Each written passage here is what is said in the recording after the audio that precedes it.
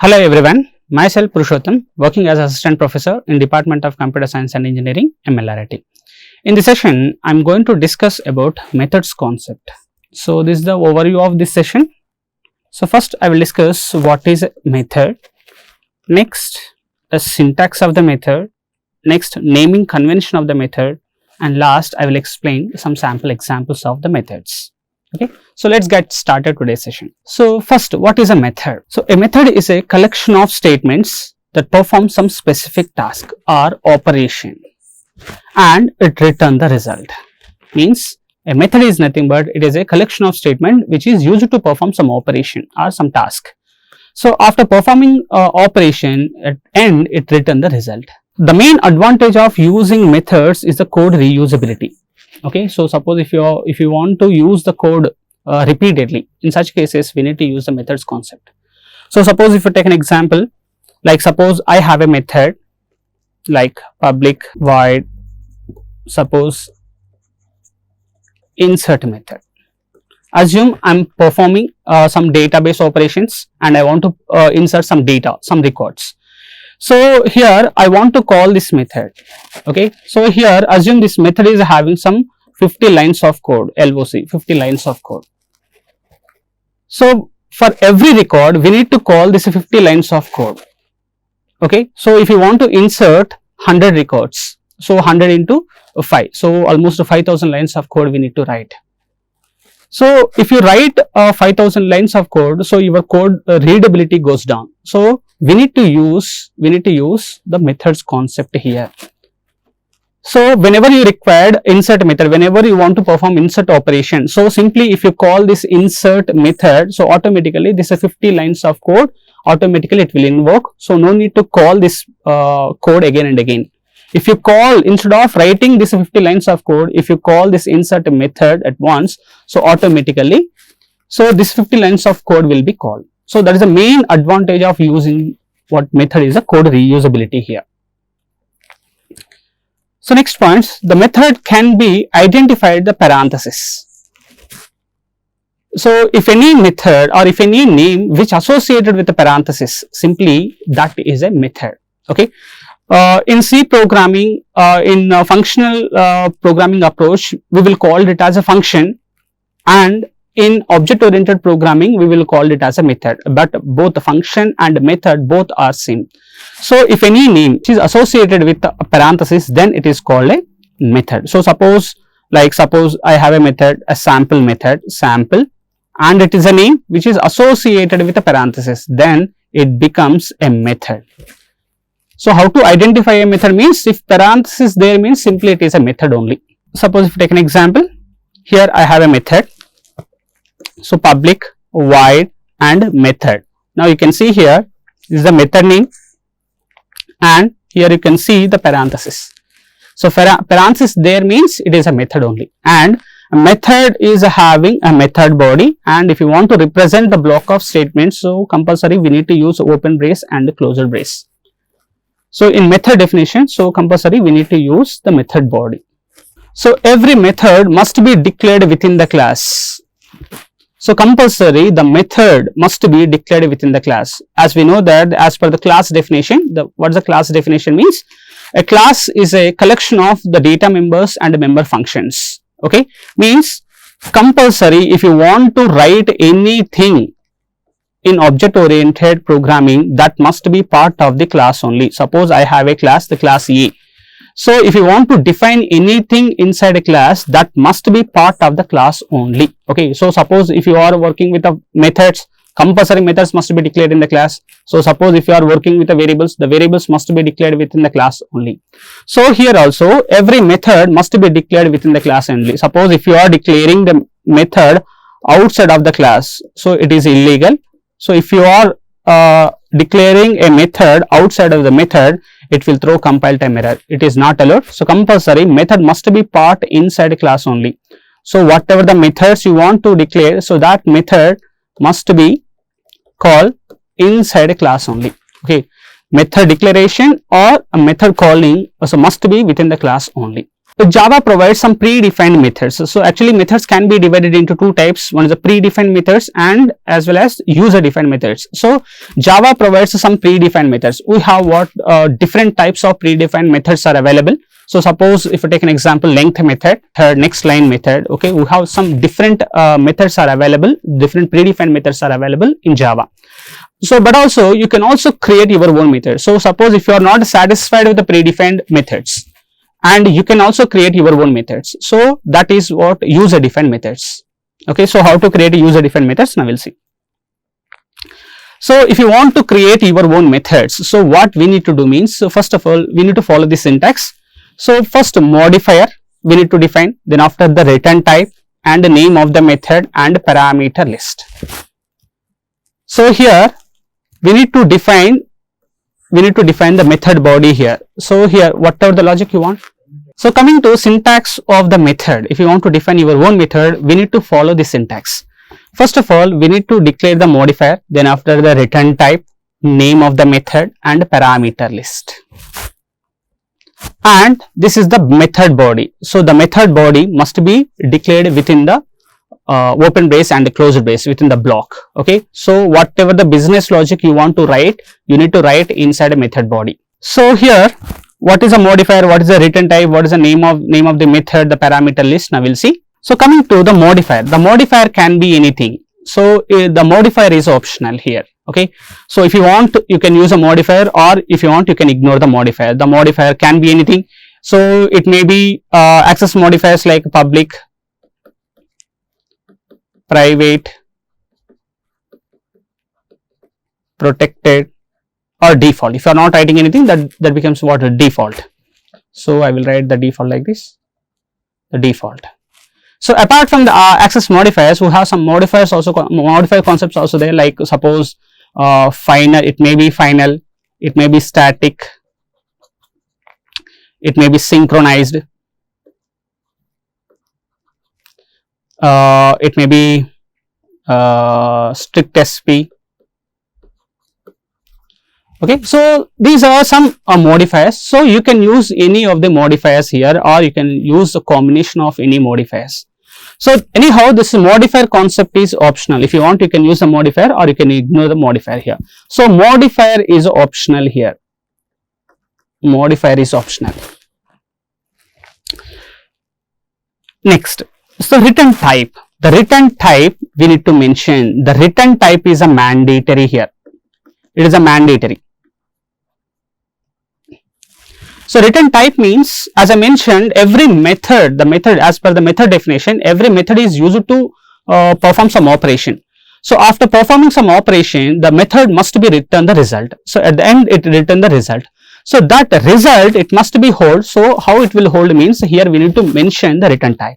So return type can be anything. It may be primitive type or it may be non-primitive type. The primitive types means the return type may be anything. So primitive data type, the primitive type means all 8 data types. In last class I already explained, like byte, short, int, long, character, float, double and boolean. So return type can be a primitive type and return type can be non-primitive type. Non-primitive type. Non-primitive type means any class. It may be user defined or it may be predefined. Here the return type can be anything. It may be primitive type or it may be non-primitive type. So suppose the method is not returning anything. In such cases, the return type we need to declare with the void keyword. So compulsory return type we need to mention. Okay, if the method is not returning anything, at least we need to return by using void keyword. Okay, if you are not writing the return type and it leads a compile time error, so compulsory we need to use the return type. Return type is a mandatory. Modifier is optional, but return type is a mandatory. And coming to the name of the method, the name of the method can be any valid identifier. You can write any name. Okay, so we'll talk this name of the method in naming convention.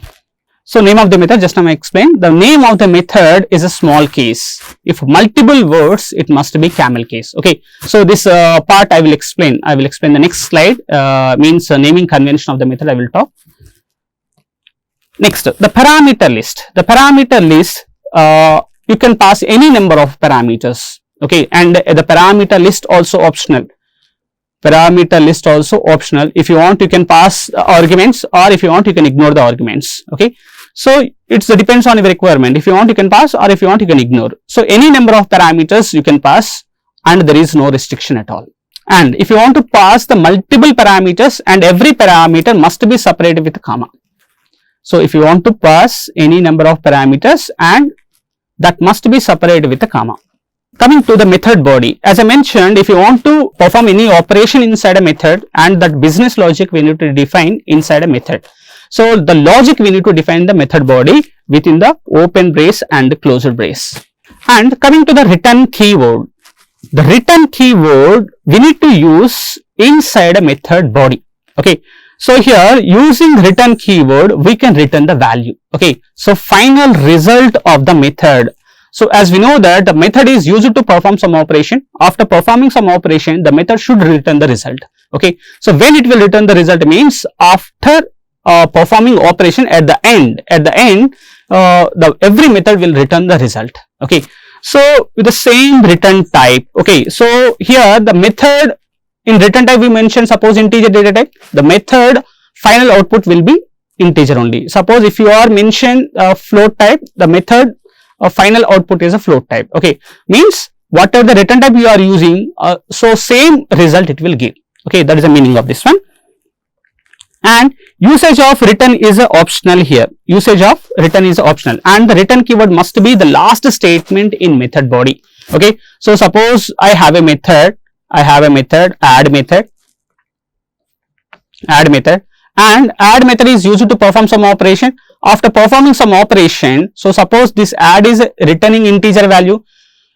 So here the return keyword compulsory we need to use at the end. So suppose 10 plus 20, see here. So it will perform some operation, at the end it is returning some result, and the result is a 30, and 30 is an integer type. So here whatever you are returning, that must be matched with your return type. So suppose if you are passing 30.5, in such cases it throw error. So compulsory, so whatever the return value you are whatever the value you are returning, that must be matched with your return type. And usage of return keyword is optional. If the method is not returning anything, means if you are not using any return keyword here, so the method we need to declare with a void keyword. Means the method is not returning anything. That is the meaning of that. So usage of return keyword is optional in method body. So just now explain this point. So if you want, you can use a return keyword inside a method, or if you want, you can ignore. If you are ignoring the return keyword inside a method body, and the method must be declared with a void keyword. So suppose if you take an example, here I have a method, and method I declared, so public is a access modifier, and int is a return type, and add is a method name, and int x and int y is a arguments. So as I mentioned, you can pass any number of arguments to a method, and if you are passing multiple arguments, you need to separate with a comma. So here this naming convention, if it is a one word, it must be small case. So here small case, and it is returning the result, and the result type is integer type. And if you want to define the method body, you need to define by using open brace and closed brace, means business logic we need to write. So here I am using the return keyword, and x value and y value. You can see here x value is integer and y value is also integer. So here you are passing 25 and 47. 25 will be replaced here, and 47 will be replaced in y. See here, these are the these are the actual arguments, and these are the just format. So it is a formal arguments here. So 25 will be replaced x, and 47 will be replaced y. So x plus y, the 25 plus 47, it will perform operation, and that operation will be, see here you are calling the method. This is what the method calling, and this is the method definition. Here you are calling actual method. Whenever you are calling what number 1 and number 2, and this method will be invoked and it will perform some operation. It will perform operation and it will return the result. See here, add is returning integer, so we need to hold this value inside integer only. So here I am renaming, I'm taking a variable that is what sum, and whatever the operation is performing, that will hold in the sum only, and you can print that sum value. So it will print what? The 25 plus 47 value. Okay, so these points I will explain the programmatically. First, before that, so naming convention of the method. So how to write the method, the convention, this the rule is optional only, but we need to follow this coding standards. So although the name can be any legal identifier, so whenever you are declaring a method, that must be valid identifier. Okay, so if you are giving invalid identifier, then it will use the compile time error. Okay, next, so by convention, the method name should be a verb and lowercase. Okay, so suppose if you are taking only one word, so suppose I am taking only one word add, so every character in that method will be lowercase. Okay, if it is a multi-word, it should follow what? The camel case rule. Okay, so I will show you the camel case rule. So suppose if you take an example, you can see here I have a method, the run method, only one word, all character is a small case. And if you observe the second one, run fast, and the 2 words are there, the second word must be capital, starting letter must be capital, multi-word. And if you observe the third method, set background, 2 words are there, get background, B must be capital here. Okay, and if you observe the next method, the get final data, so get final data, total 3 words are there. First word you can ignore, but second word starting letter must be capital and third word starting letter must be capital. Means it is what? The camel case rule. So the method, the naming convention must be camel case. It may be user defined method or it may be predefined method. The compulsory we need to follow these rules. So I will explain one example. The same example I will explain. I want to define a method here. So here I will take a method public is access modifier and void, or else I will take integer and I will take add. So this add is expecting 2 parameters and int y. Now I want to write some business logic, means here we need to write that logic, means addition I want to perform. So here I will take int sum equals to x plus y. Now, if you observe here you mentioned integer return type. The compulsory we need to use a return keyword at the end. So compulsory we need to use the return keyword last statement only. So here I will return the final outcome of my method. So that outcome is what? Sum, and sum I am returning here. And make sure the sum must be integer only. Why? Means this add method you mentioned integer, so the final outcome must be integer only. So that's the reason I mentioned what? Integer here. And here whenever you are using the return keyword, that must be last statement inside a method body. Okay, by mistake if you write the first statement or if you write anywhere, so it leads to compile time error. Okay, that point also we'll see. Now here I want to call this method. This method now it is an instance method. So if the no static keywords there, means it becomes what? Instance method.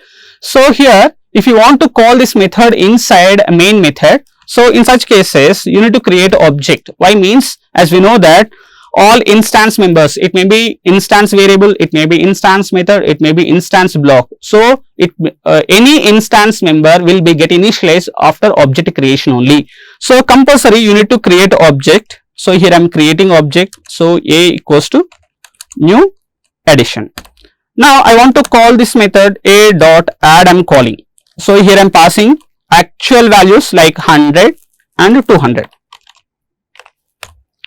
100 and 200. Now you can see the method you are calling, the method is performing some operation, and after performing some operation it is returning the result. Okay, that result type is integer. So this method is returning integer value. So compulsory the result we need to hold in the integer only. So here I will hold that result in a variable that is an integer. Now you can print that result. So here I will print res.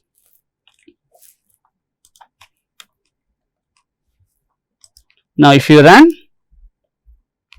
so automatically it will print a 300. So result is a 300 here. And so as I mentioned here, return keyword is optional, and if you are using the return keyword, that must be last statement. So suppose what if I use this statement, the return statement here before,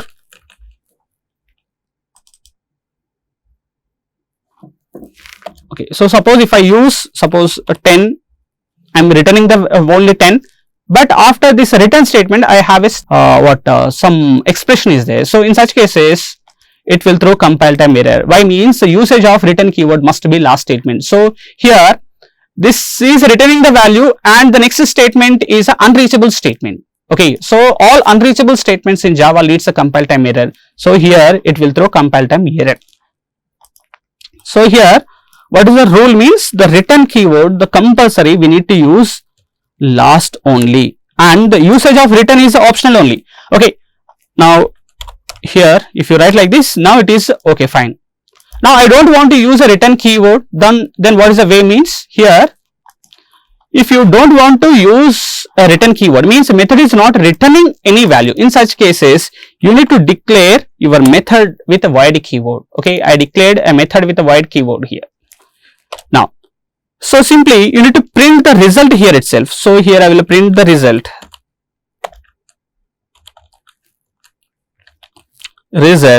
and it will perform operation, and after performing operation it will print the result.